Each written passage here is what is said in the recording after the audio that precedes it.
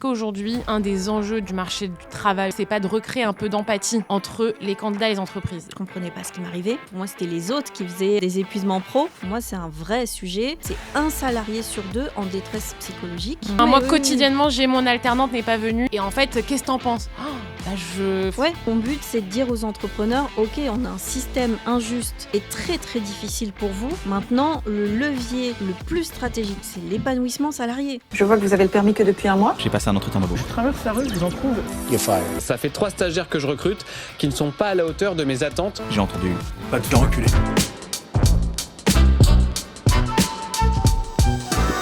Salut Laura. Hello Lana. Bienvenue sur Shortlist, c'est le 8e épisode maintenant. Pour ceux qui ne connaissent pas encore Shortlist, bienvenue à vous. Merci Laura de venir aujourd'hui, ça me fait très plaisir.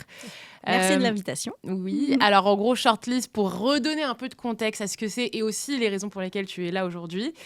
Shortlist, c'est un podcast qui parle beaucoup aux entrepreneurs et sur justement la croissance un peu par l'humain et tout ce que ça incombe derrière du recrutement, du management, de la culture d'entreprise, de la gestion de collaborateurs. C'est des sujets très nouveaux pour les entrepreneurs et j'y suis confrontée quotidiennement avec les recrutements que je réalise. Donc je me suis dit pourquoi pas avoir un espace dans lequel les entrepreneurs expérimentés ou moins expérimentés peuvent partager des choses et en même temps pouvoir aussi donner des clés pour les candidats pour justement leur permettre de comprendre ce qui se joue côté entreprise, qu'ils aient aussi des conseils pour les candidats. Et donc, raison pour laquelle tu es venue aujourd'hui, puisque aujourd'hui, on est plutôt sur une expertise liée au monde du travail.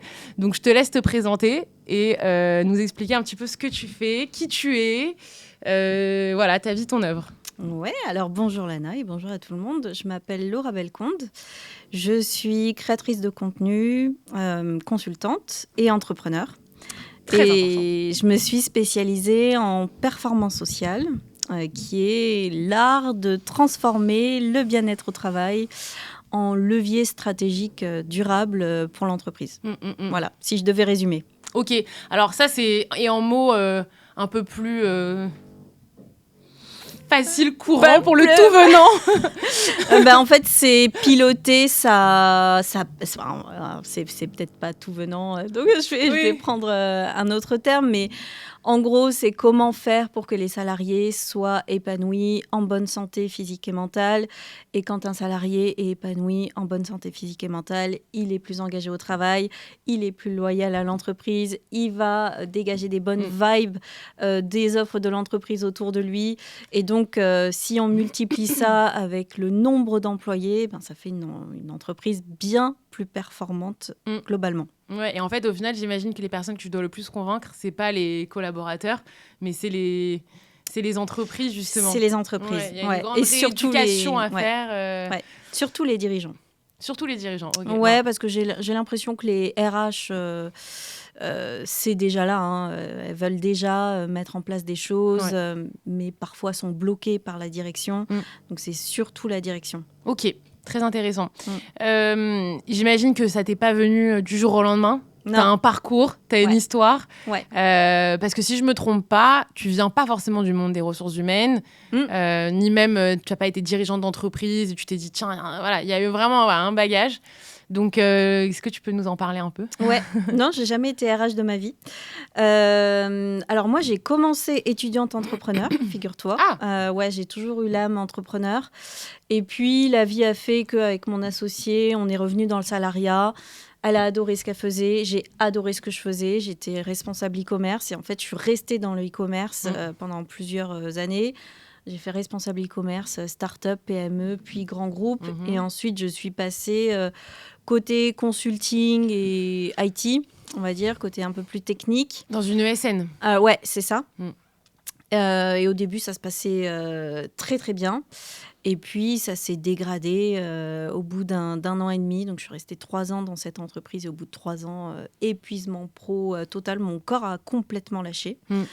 J'étais très, très engagée au travail. J'étais très, très en colère contre la direction parce que, très engagée, avec le client, ça se passait extrêmement bien. Je faisais tout pour l'entreprise dans un contexte de Covid aussi, où tu donnes un peu plus parce que tu as envie que la boîte continue à performer, etc. Et en fait, en retour, on te donne rien. Tu demandes le moindre truc, c'est refusé. Enfin, tu vois. Et ça s'est accumulé. Et mon corps a lâché complètement en août 2021. De là, je comprenais pas ce qui m'arrivait. Vraiment, pour moi, c'était les autres qui faisaient des épuisements pro. Donc, j'ai commencé à faire des recherches là-dessus. Je me suis rendu compte que c'était les personnes les plus engagées au travail qui en faisaient, qui sont les plus susceptibles d'en faire. Totalement. Et de là, tu t'intéresses un peu, du coup, à l'opposé, le bien-être au travail. De là, je me suis rendu compte qu'en fait, il y avait une vraie science sur le sujet. Qu'aujourd'hui, les études scientifiques démontrent que en fait, tout ce qui me paraissait logique à mettre en place s'avère être prouvé par la science. Et j'ai trouvé ça dingue qu'on n'en parle pas. J'ai regardé sur Internet. À l'époque, en France, on n'en parlait pas du tout.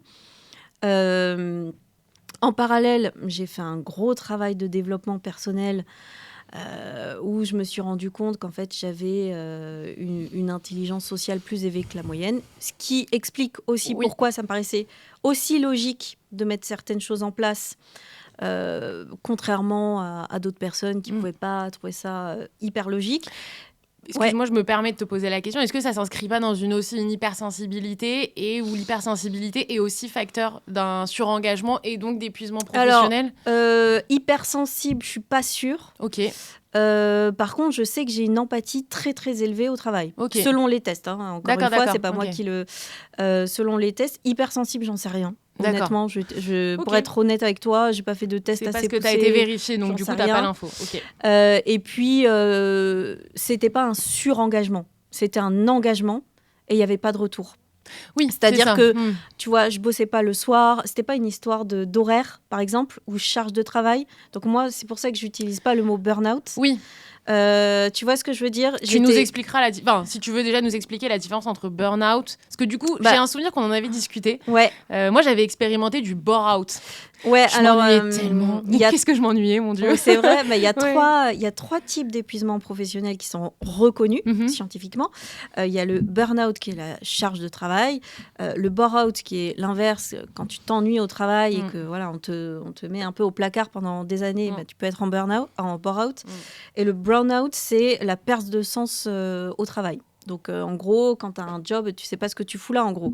Ouais. Les bullshit jobs ou quand tes valeurs sont vraiment pas en adéquation avec ton entreprise, tu peux être en burn-out. Moi, j'ai fait aucun des trois. J'estime qu'il y a un quatrième type, mais c'est moi, Laura, par mes recherches, qui ai défini ce quatrième type. Je l'ai appelé le blow-out, mais bon, voilà. Mais pour moi, c'est quand tu donnes à l'entreprise que tu n'as aucun retour, qu'on ne te donne pas les ressources nécessaires pour faire bien ton travail, qu'on ne va pas te donner tout ce qu'il faut pour être... Et c'est très courant. Et c'est extrêmement courant. Pour moi, c'est le plus courant. Oui. Et en fait, tu sais quoi pourquoi je te dis ça ? Parce que ça me fait penser à toutes les personnes que j'ai accompagnées individuellement après des pauses professionnelles et qui étaient dans cette logique de...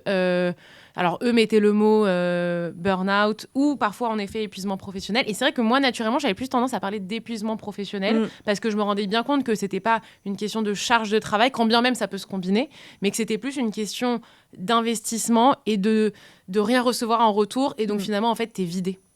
Voilà, c'est ça. Après, voilà, il y a un peu des autres aussi. C'est aussi de la perte de sens. C'est bien aussi du burn-out parce que tu es en surcharge émotionnelle, surcharge cognitive. Et donc, en fait, tu vois, il y a un lien. C'est pour ça que communément, on appelle l'épuisement pro burn-out. C'est pas pour rien. C'est parce que ça regroupe un peu plein de choses. Mais en tout cas, dans les grands types qui existent, je trouve qu'il en manque un, personnellement. Et c'est pour ça que, tu vois, je tiens à dire, j'ai pas fait un burn-out.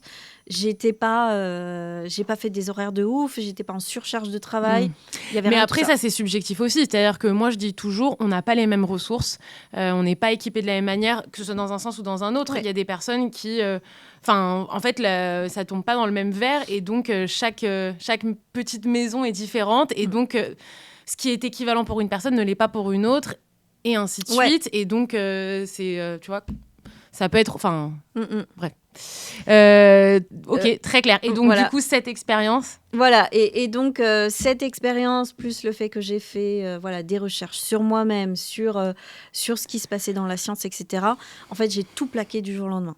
du jour au lendemain, parce que j'avais été prise dans plusieurs boîtes mais j'ai tout refusé. Et en fait, parce que tu avais quand même cherché. J'ai cherché et en fait, je suis très très intuitive comme fille. Et je sais pas, j'avais l'intuition que c'était la voie où il fallait aller. Comme si finalement, tu sais, l'univers me disait t'étais peut-être pas dans la bonne voie, ma fille. Tu vois, je prends toujours ce qui m'arrive dans la vie comme un signe, finalement. Totalement. Et aujourd'hui, je trouve que cet épuisement pro, ça a été une chance pour moi.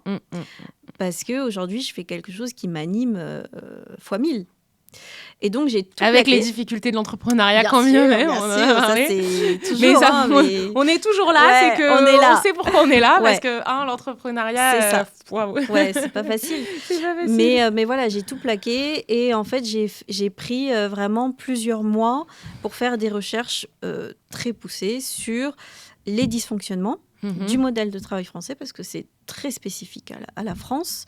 Je me suis intéressée aux évolutions du travail avec le digital, avec les crises qu'on a eues, la perception du travail qui a évolué en fonction des générations, et surtout la corrélation bonheur-performance, qui aujourd'hui est prouvée. Donc, je te le disais, un salarié qui va être épanoui dans son travail, il va être beaucoup plus efficace au travail. Il va être plus productif, plus performant. Et quand on multiplie ça au nombre de salariés qu'il y a dans une entreprise, finalement, on s'aperçoit qu'il y a un vrai manque à gagner. Et donc, moi, je suis autant côté employeur que côté candidat ou côté salarié. On pense souvent que je suis très côté salarié, mais moi, je suis des deux côtés au même niveau parce que je pense... Donc, on est pareil, finalement. Ouais, je pense vraiment qu'il faut relier ces deux mondes. Moi, j'ai commencé dans l'entrepreneuriat, mais aujourd'hui, moi, mon but, c'est de dire, en fait, les gars, on ne manage plus correctement dans le monde dans lequel on vit parce qu'on a eu beaucoup trop de mutations. Et est-ce que, alors moi, ce que j'entends beaucoup des clients avec lesquels je travaille, c'est que parfois, alors au-delà de ça, est-ce que tu penses qu'il y a une utilisation un peu, une surutilisation du mot burn-out, ou que par exemple ça va être utilisé trop facilement par la nouvelle génération? Je sais qu'il y a certaines entreprises font ce constat-là. Moi, je suis toujours un peu désarmée parce qu'on ne sait jamais vraiment trop quoi répondre là-dessus, tu sais. Quelle est toi ta vision de ça? Ah oui, non, moi je pense qu'on l'utilise parce que en fait l'épuisement pro a explosé et continue d'exploser. Pour moi, on l'utilise pas comme une mode, si tu veux. Pour moi, c'est un vrai sujet. Il y a des études sur le sujet. C'est 1 salarié sur 2 en détresse psychologique en France. D'accord. Ce qui est énorme. Détresse psychologique, ce qui est déjà un terme très élevé. Donc, je te laisse imaginer les gens qui sont juste mal au travail, sans être en grande détresse psychologique. Ouais, et qui ne l'expriment même pas. Voilà. Parfois, ils ne le montrent pas. Et on ne le montre pas, etc. Mais quand tu regardes dans les chiffres, même dans les RH, je crois que c'est 86% des RH qui sont mal au travail. Alors moi, je ne suis pas RH. Mais tout le monde le pense. Ah oui, tu n'es pas RH. Mais non, dans j'ai pas fait même pas une année, peut-être une matière j'ai dû faire aux sciences humaines, mais de loin. Moi, je viens de la psycho, plus business, école de commerce et psycho. Mais bon, oui. Mais tu vois, même les RH sont pas bien. Et quand tu regardes, les managers sont pas bien. Tu as un manager sur 5 qui veut arrêter le poste de manager. Ok, non, alors moi, et je parlais... les dirigeants. Moi, je parlais plus... Mais c'est marrant parce que moi, je pense que tu as plus une expérience grand groupe et tu as plus des références grand groupe. Là où moi, par exemple, et là-dessus, je suis 100% d'accord avec toi et je le vois aussi, même dans mon cercle pro, tu vois, des copines mais, qui ont eu des trucs et je suis là en mode, mais waouh, mais pars, genre, enfin, vraiment, des filles vraiment qui disent rien, qui prennent sur elles, qui se bagarrent pour faire leur place et tout. Je suis là en mode, waouh, enfin, c'est violent, hein, symboliquement, c'est waouh. Mais par contre, dans les petites boîtes, parfois, je suis aussi face à des chefs d'entreprise, dirigeantes, qui sont un peu désarmés, parfois, par des collaboratrices qui vont leur dire j'ai mes règles, je viens pas. Et des choses où, par exemple, il y a 10 ans, ça n'arrivait pas du tout. Et ça, aujourd'hui, les dirigeants d'entreprise ne savent pas. Enfin, les jeunes dirigeants, tu vois, les jeunes entrepreneurs, qui en plus, eux, sont dans leur logique d'entrepreneur. Donc, tu vois, à fond, le business, machin. Et ces gens-là, d'un côté, je les comprends. Et d'un côté, je comprends aussi ces nouvelles générations qui viennent dire, en fait, je suis pas bien, j'ai mal au ventre, j'ai mes règles. Donc, en fait, je reste chez moi. Mais ils savent pas comment gérer. Ouais, c'est sûr. Mais en fait, le monde a changé. Et d'ailleurs, Je rappelle que le burn-out, il peut être aussi, on peut être en burn-out parental, on peut être en burn-out étudiant, on peut être en burn-out militant. Et en fait, ça ne se limite pas au travail. D'accord. Et aujourd'hui, en fait, on a une santé mentale catastrophique en France. Pourquoi ? Parce que c'est multifactoriel. On a le digital. Donc aujourd'hui, on passe 3 à 4 heures, et c'est encore plus pour les jeunes, sur les écrans, les réseaux sociaux, etc. Plus, perso, hein. Je sais pas en combien de dehors temps du tu passes, travail. mais... En dehors du travail. Ah oui, ok. Ouais. Mais ce qui est énorme. Non, mais c'est énorme. Ouais. Parce que imagine un jeune qui passe 4h30 sur son téléphone, sur la télé, ou je ne sais quoi, sur les écrans, ça veut dire 4 heures en moins pour se faire correctement à manger, pour faire du sport, pour se reposer, pour correctement dormir. C'est catastrophique. Tu additionnes à ça le contexte hyper anxiogène, politique, géopolitique, de guerre, climatique, tout le tralala. En fait, ça s'accumule. On est dans un contexte anxiogène et ça joue sur notre santé mentale. Et donc, comment tu vois... Et puis, on a beaucoup plus de maladies chroniques aussi. Hein. Ouais. On est beaucoup plus malade qu'avant. Moi, typiquement, tu as évoqué le sujet des règles. Aujourd'hui, le premier jour de mes règles, je suis comme une personne handicapée. Je ne peux pas, limite pas me lever. Je bosse à peine. Je sais que le premier jour de mes règles, je ne vais pas être productive. Ça ne m'arrivait pas il y a 10 ans. Et ça, est-ce que c'est peut-être parce que tu es un peu plus à l'écoute ? Est-ce que les nouvelles générations, elles sont pas un peu plus à l'écoute de leurs besoins ? Non, en fait, je pense que c'est... Je pense qu'on est dans une société où, si on rentre dans les détails, on va partir loin, mais, mais tout ce qu'on mange, tout ce qu'on boit, la pollution, les vêtements qu'on met sur nous, enfin, tu vois, les perturbateurs endocriniens, etc., tout ça accumulé font qu'aujourd'hui, on est beaucoup plus malade qu'avant. Tu vois ? Ok. Et donc, qu'est-ce qu'on peut répondre ? Enfin, je partage, mais je peux pas m'empêcher d'être dans cette logique un peu pragmatique de me dire qu'est-ce qu'on dit à ces dirigeants, à ces jeunes chefs d'entreprise qui sont confrontés à ça. Ouais, il faut repenser. Parce qu'il y en a beaucoup plus, hein. Ouais. Enfin, moi, quotidiennement, j'ai mon alternante n'est pas venue puisque... et en fait, qu'est-ce que t'en penses ? Oui, je comprends. Alors, tu vois, et c'est... c'est pour ça qu'il faut... Déjà, je pense qu'il faut écouter les gens. Tu vois, quels sont leurs besoins. Et tu te rends compte qu'effectivement, aujourd'hui, on parle beaucoup de congés menstruels, etc. Mais dans ce cas-là, qu'en est-il des parents, des salariés aidants, des malades chroniques, etc. En fait, ça s'accumule. Est-ce que la solution, ce ne serait pas d'avoir du télétravail flexible, des horaires flexibles et donner, tu vois, un objectif et de dire, tu fais ce que tu veux pour atteindre cet objectif. Tu vois ce que je veux dire ? Et donc, c'est réfléchir à comment manager et comment monter une entreprise dans ce monde multicrise, finalement. Tu vois, c'est pas que les jeunes, c'est pas que les femmes, c'est pas que les parents, en fait, c'est tout le monde. On a en fait une santé mentale catastrophique en France. Ok, donc là en fait toi tu es vraiment dans une logique où tu vois les choses de beaucoup plus haut sur comment on repense le système. Ah mais le système ne va pas.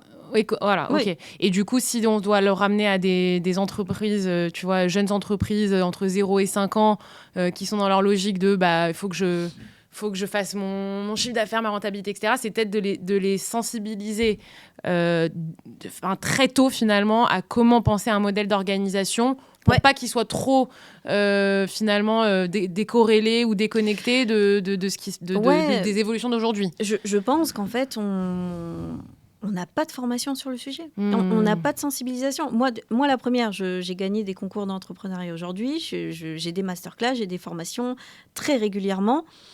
J'en ai eu un la semaine dernière, c'était pilotage financier.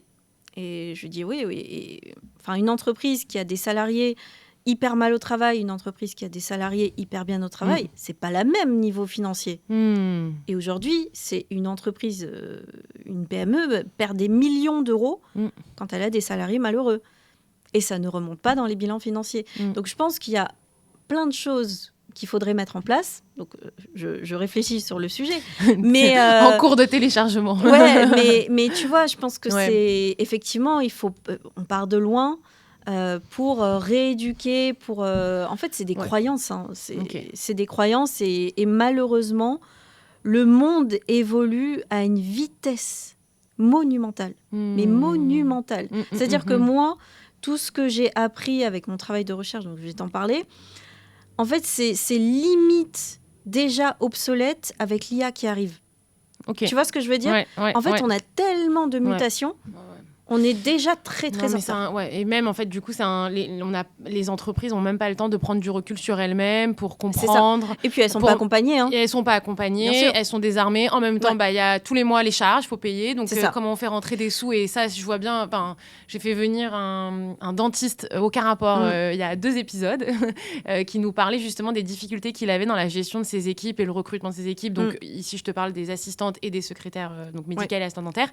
Les dentistes, autant te dire qu'ils n'ont jamais été formés à quoi que ce soit, encore pire qu'en école de commerce, tu vois. Vraiment là c'est le max, et ils sont en soins toute la journée, et avec ça il faut qu'ils managent, qu'ils accompagnent, et en fait pour eux c'est genre c'est la lune, quoi. Mais c'est vraiment la lune, c'est lunaire, mais on va aller au-delà de ça. Moi je pense que c'est tout le système de mondialisation qui ne va pas.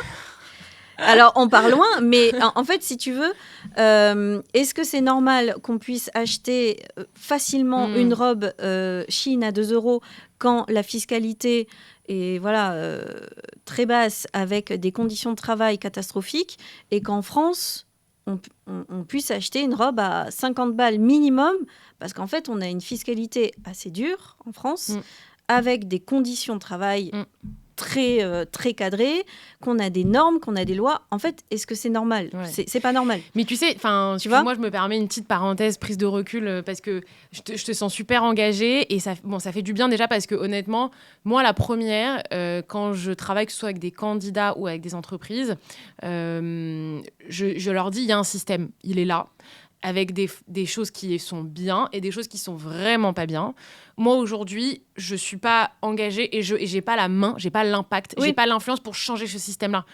Et c'est pas mon but, je prétends pas à ça, j'en suis pas là. Mais par contre, en revanche, je peux te dire comment le système fonctionne, et dans ce système-là, que ce soit un candidat ou en entreprise, comment réussir à s'adapter dans ce système-là pour que tu sois bien et que tu atteignes tes objectifs, que tu sois une entreprise qui a besoin de recruter, ou que ce soit un candidat qui a besoin de recruter, fidéliser, engager ses collaborateurs, ou un candidat qui a besoin de mobilité professionnelle, de se faire recruter, etc. Et là où justement c'est intéressant, c'est qu'en fait tu donnes comme une porte au bout du tunnel, parce que c'est vrai que tu donnes de la perspective, mais après tu t'amènes des sujets qui sont assez importants, en fait, et assez macro. Tu vois, mais en effet, c'est... Mais en fait, je t'explique ça parce que ça explique aussi beaucoup pourquoi il y a autant de mal-être au travail. En fait, les entrepreneurs français sont pressurisés. Mais nous, on a du mal. Nous, on est le mal-être. Non, mais tu vois, mais je te parle des entrepreneurs qui ont des salariés. Oui, en fait, ils sont ultra pressurisés. Et on est dans un système injuste pour les entrepreneurs français. C'est pour ça que je te parle de mondialisation, de vision macro. Et ça explique aussi pourquoi ça redescend. Ces dirigeants, managers, est-ce que finalement, salariés, tu vois, pardon, je me permets aussi de te dire, est-ce qu'aujourd'hui, un des enjeux du marché du travail aujourd'hui, c'est pas de recréer un peu d'empathie entre les candidats et les entreprises ? C'est-à-dire, est-ce que les entreprises, qu'elles arrivent à avoir un petit peu plus d'empathie envers les candidats, enfin les collaborateurs, parce que moi j'ai le côté candidat, mais on peut dire collaborateurs, et que les collaborateurs aient aussi un peu plus d'empathie envers les entreprises, et tu vois, pour essayer déjà qu'au moins, qu'il n'y ait plus cette guerre, parce qu'aujourd'hui on en discutait, il y a un peu une guerre salariés ou candidats, ou collaborateurs et entreprises, patrons, dirigeants, etc. À ton avis, je vais te poser une question. Mais ils ont les mêmes besoins. Ouais. On est d'accord. À ton avis, quelle est la première conséquence de l'épuisement professionnel ? La première conséquence de l'épuisement professionnel. Ah, j'aime bien quand on me pose des questions, Pinès, ça fait du bien. J'ai envie de te dire la démission, mais c'est l'arrêt maladie. Non, je sais pas. Conséquence. La perte d'empathie. La perte d'empathie. Ouais, ok, très bien. Et en fait, tu vois où je veux venir ? Mais en fait, ils sont tous épuisés. Mais tous. Tous, c'est-à-dire aussi bien dirigeants que collaborateurs, ils sont dans le même panier, dans le même bateau. Et c'est pour ça qu'on est dans une société où de repli sur nous-mêmes. Et sur la défensive. Et les gens sont énervés. Mais parce que mauvaise santé mentale égale perte d'empathie, ça veut dire qu'on n'arrive pas bien à comprendre les besoins de l'autre. Totalement. Ouais. C'est ça en fait. Ouais. Et c'est pour ça que je te disais que c'est extrêmement compliqué, parce que pour retrouver cette empathie, ça veut dire qu'il faut un système qui prend en compte les besoins humains et la santé des humains en premier. On n'est pas du tout dans ce système-là en France. Hein. Non. Voilà. Non. Et Est-ce qu'il y a un pays où ils sont dans ce système-là pour qu'on ait un peu de, tu vois, un bon élève à regarder, les pays du Nord? Alors, je suis moins calée, donc à prendre avec des pincettes. Ouais. Mais tu vois, les pays nordiques, voilà, déjà, ils prennent en compte en top priorité le bien-être des citoyens. Tu prends Singapour, c'est tout leur système est basé sur la santé. Et pourtant, c'est vrai qu'en Asie, on pourrait penser qu'au contraire, ils sont dans une logique un peu plus... alors, je suis pas experte non plus. Mais si tu prends déjà les pays nordiques, Singapour, etc., c'est des pays où tu vois que les gens sont quand même bien, plutôt épanouis, plutôt heureux. Et c'est des pays économiquement qui sont hyper performants. Bien sûr. Et en fait, les deux sont corrélés. Ouais. Je te disais que le système global ne fonctionne plus, en tout cas pour les entrepreneurs français. Mais ça, ni toi ni moi, on peut faire quelque chose. Donc moi, je ne vais pas changer le monde. Par contre, ça explique pourquoi.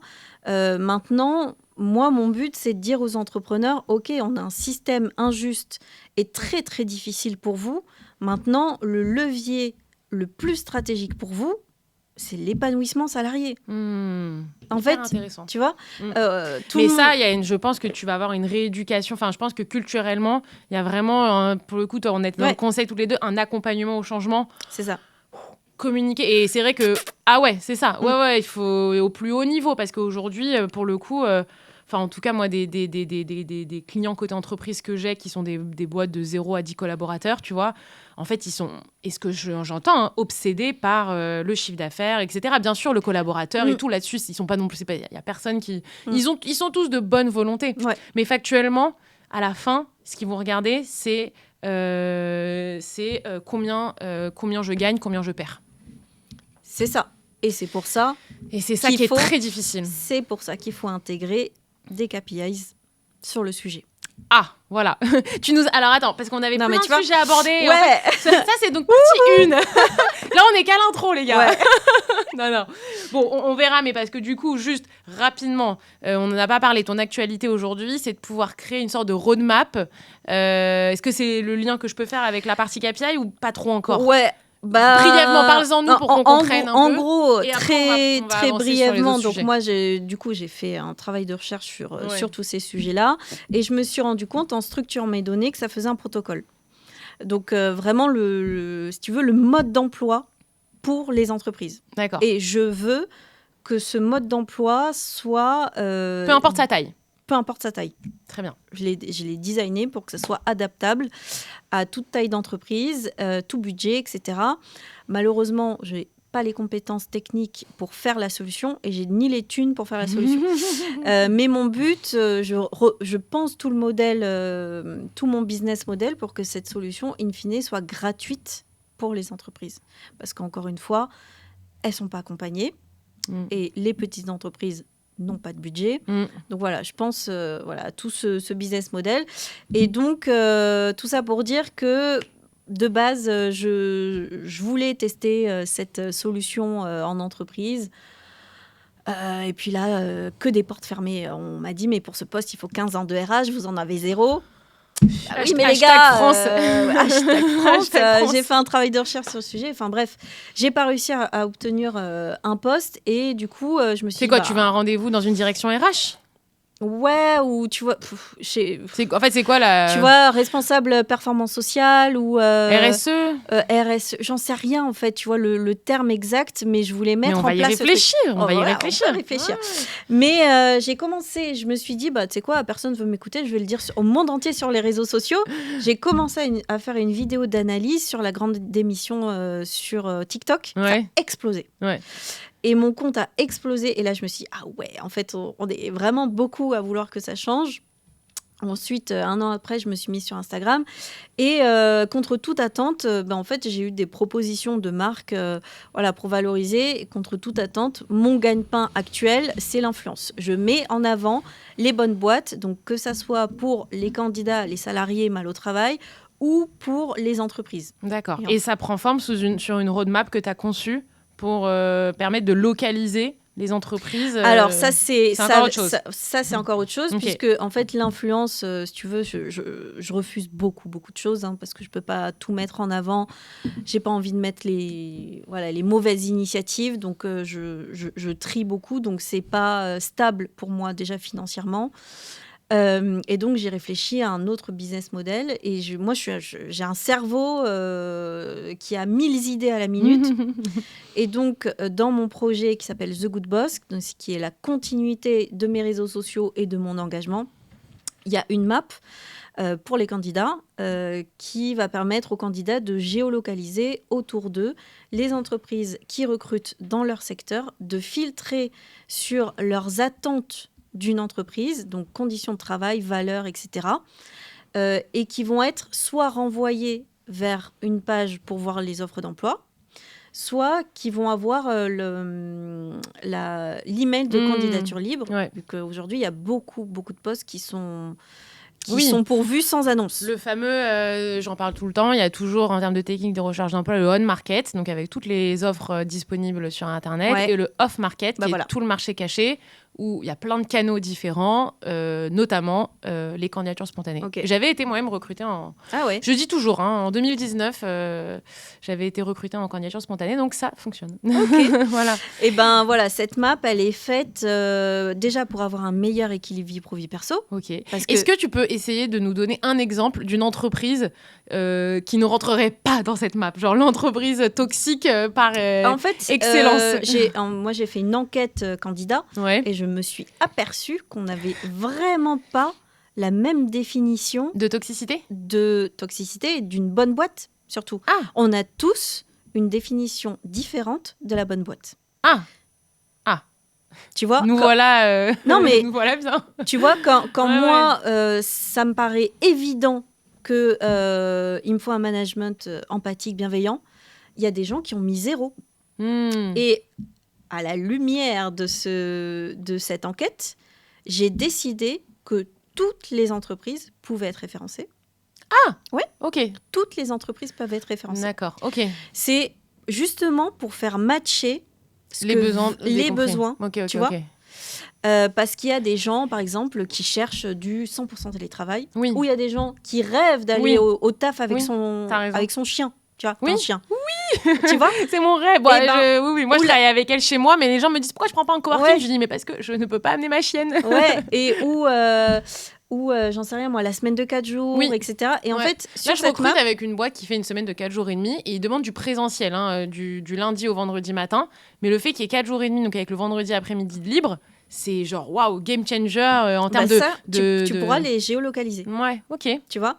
Et je trouve que aujourd'hui, moi j'ai des messages, Laura, tu peux me dire si cette boîte elle est cool, tu peux me donner une liste. En fait, j'en sais rien parce que les entreprises sont hyper opaques. Ouais. Après, il y a des secteurs d'activité où je trouve que c'est compliqué. Enfin, moi, par exemple, tout le monde de l'agence, alors pas des agences comme ça, mais les grosses agences de pub, etc. où de réputation, c'est en général il y a mauvaise réputation parce que c'est mal payé, parce qu'en termes d'évolution, c'est jamais possible, il y a des plafonds de verre en interne, c'est très politique, etc. Est-ce que, moi typiquement, je trouve que ça c'est très très toxique.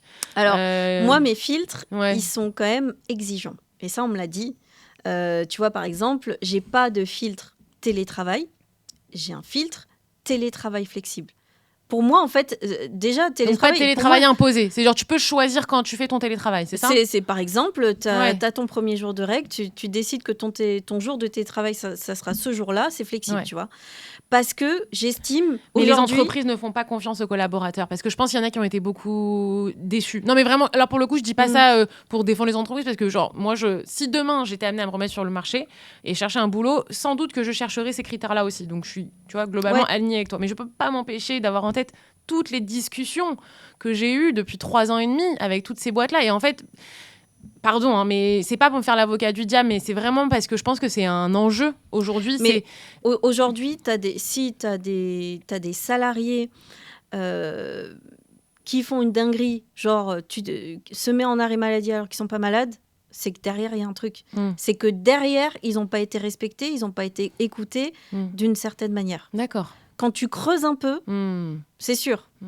Parce que oui, il y a des gens qui font ça, Mais quand tu creuses, c'est toujours par rapport à quelque chose, tu vois, un management ou des collègues, tu vois. Je parlais même pas forcément de ce genre d'abus, parce que là, on est sur quelque chose de, qui est pas OK, et en effet, il faut regarder derrière ce qui se cache. Je te parle de choses plus simples, tu vois, moi, j'ai bossé pendant longtemps dans un cabinet de conseil, et je t'en avais parlé pour le référencement. Tu te souviens, je vais pas les citer, mais c'est une boîte dans laquelle, aujourd'hui, ils sont RSE, Platinum, qui représentent peut-être 3% des boîtes en termes de référencement. Ils sont de bonne volonté, quoi. Vraiment, il y a beaucoup de choses. Ça fait 3 ans et demi que je suis partie, mais moi, à mon époque, et d'ailleurs, ça a été pour ça que j'ai pas été chercher un autre CDI derrière, parce que en termes d'expérience collaboratrice, je considérais que j'avais vécu j'allais trouver mieux, j'allais difficilement trouver mieux, selon mes critères. Et là-dessus, je te rejoins.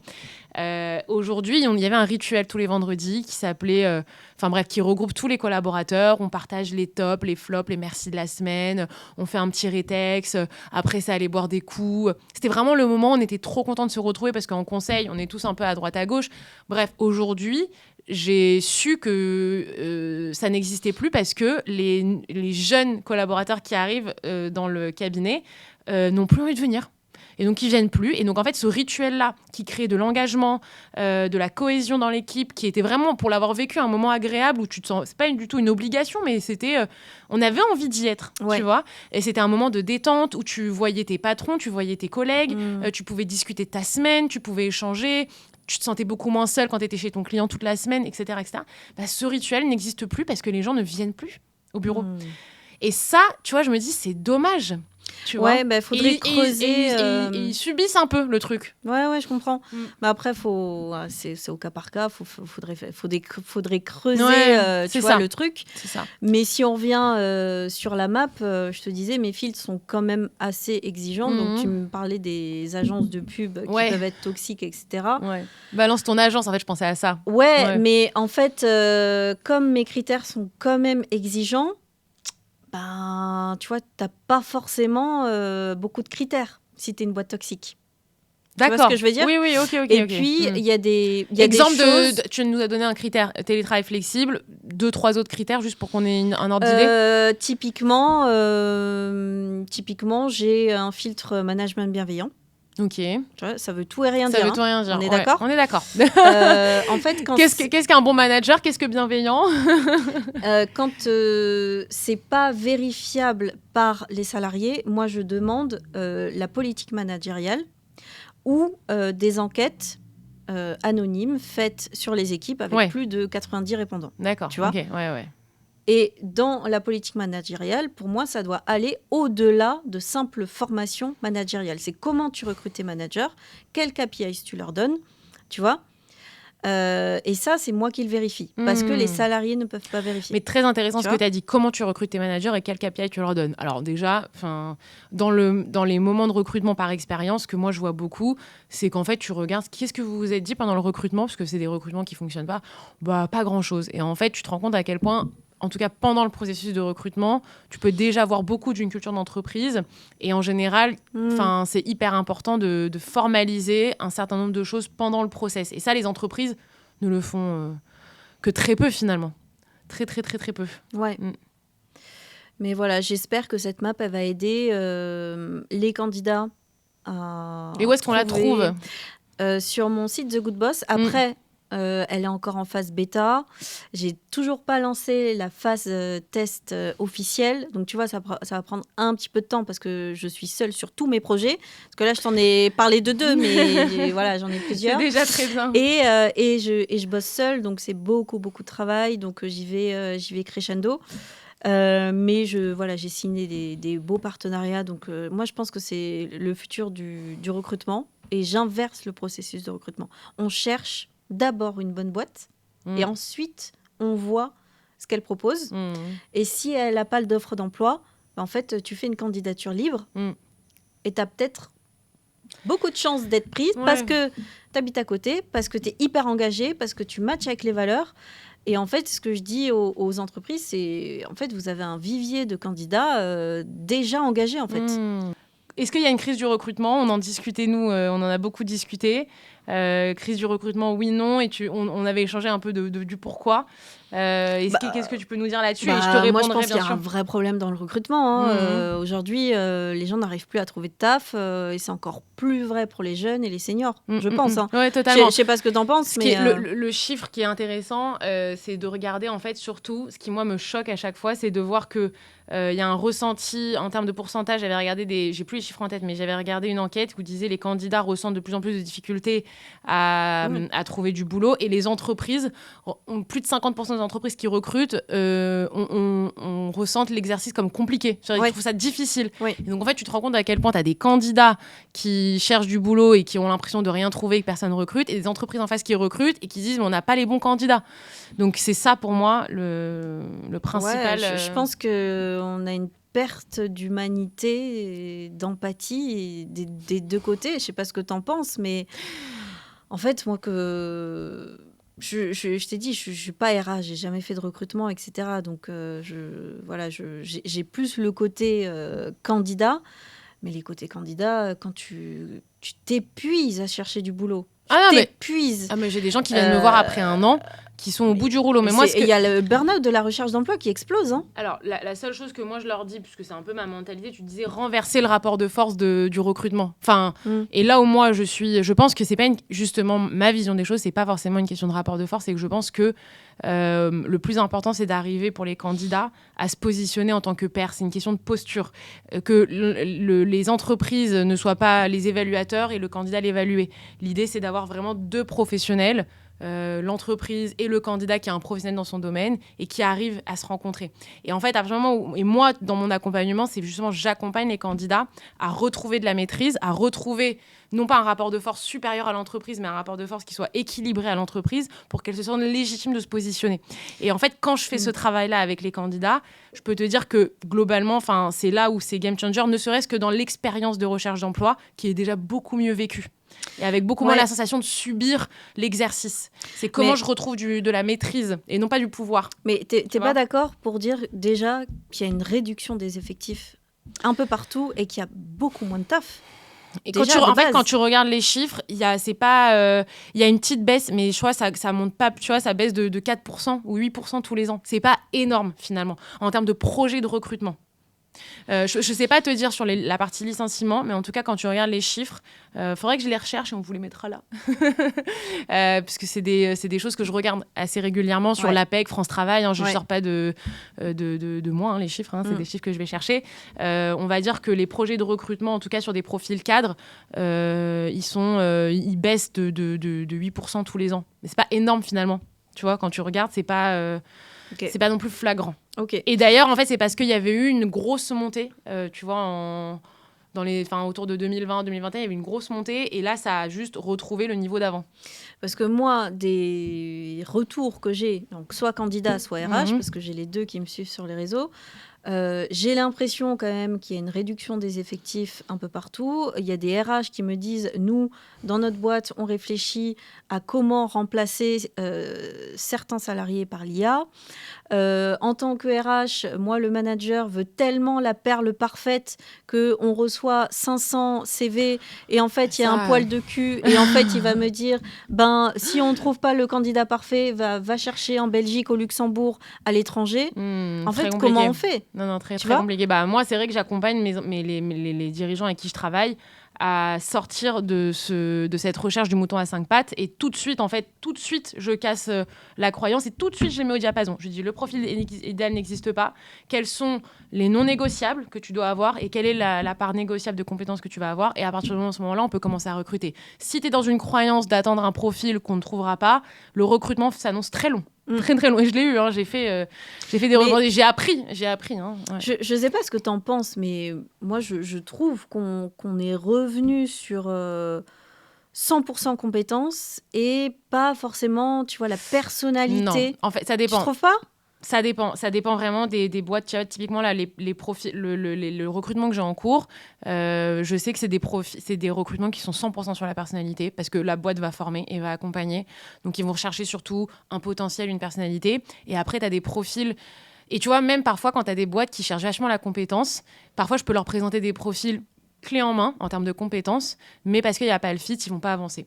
Et inversement, tu vois, et quand je pense à cette boîte, c'est une boîte qui finalement recrute un profil très compétent, mais pas exactement dans le même domaine d'activité. Il y avait une petite marge, tu vois, d'apprentissage qu'elle allait devoir avoir la candidate, mais en termes de fit, de mindset, de valeur justement de l'entreprise, de compréhension de l'écosystème, ça collait parfaitement et elle a été recrutée. Oui. Donc en fait, voilà, dans la réalité, moi sur le terrain aujourd'hui, il y a vraiment les croyances limitantes qu'ont les entrepreneurs et après, dans la réalité du recrutement et dans le process de recrutement, il y a quand même des choses, heureusement, qui évoluent, quoi. Enfin, tu vois, c'est pas une science exacte du tout. Non, c'est sûr, c'est sûr. Je pense que même si on pourrait continuer longtemps. On pourrait continuer, ouais. Mais on va s'arrêter là parce qu'on a déjà sorti beaucoup de sujets, mais c'était très intéressant. Merci beaucoup. Écoute, on va suivre ton actualité. Merci. On attend les changements. Non, je rigole, parce que t'es bien plus impactante que nous, quoi, qui sommes... Enfin, dans le sens, moi, j'ai pas ton engagement. Donc, vraiment, bravo pour ça. Merci. Et si t'as un petit mot de la fin, pour essayer quand même d'être positive et optimiste sur la suite. Compliqué. Non, mais c'est un engagement de chacun. Et moi, c'est pas moi, Laura Belleconte, qui vais changer le monde, ni le monde du travail tout court. Et je pense que c'est plus un mouvement qu'il faut impulser. Ouais. Et le mouvement, il doit venir de tout le monde, des candidats, des salariés, des dirigeants, des entrepreneurs. On est d'accord. Donc, rejoignez le mouvement. C'est ça. Voilà. Exactement. Bravo. Merci beaucoup. Et à très vite sur The Good Boss, c'est ça, hein? Ouais, merci. Allez, merci Laura. Merci d'avoir écouté cet épisode. Si ça t'a parlé, si tu as appris quelque chose ou que ça t'a fait bouger une ligne, pense à t'abonner et à mettre 5 étoiles là où tu nous écoutes et à laisser un commentaire. C'est le meilleur moyen pour faire circuler ce podcast et donner plus de place à la transparence dans le monde du travail. Si tu veux continuer la conversation, tu peux me retrouver sur LinkedIn, Instagram et TikTok. À très vite.